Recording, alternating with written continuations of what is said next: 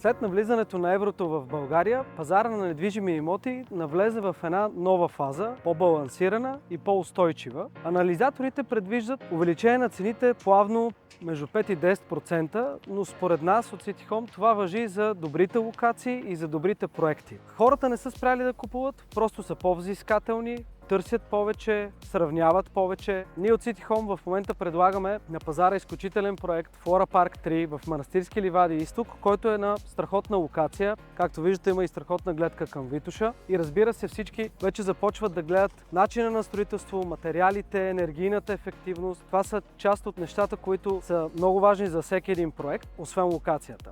Ние в City Home наблягаме много и на дигитализацията, защото искаме младите хора, които са основните наши клиенти и купувачи, да преживяват дигитализацията не само в телефона си, ами да могат да преценят, да виждат осветяемостта на техните апартаменти, откъде изгрява слънцето, откъде залязва, разпределенията на апартаментите, вътре да бъдат обзаведени или по БДС, както по принцип ги издаваме, а ние ще даваме и възможност за довършване на апартаментите, както и разбира се гледката от терасата. Това са неща, на които много държиме и смятаме, че все повече ще присъстват в ежедневието на всички инвеститори, така че апелирам всеки, който се чуди дали да инвестира, дали да си купи апартамент за живеене, да дойде и да види през нашите очи и през нашето приложение как изглежда проект.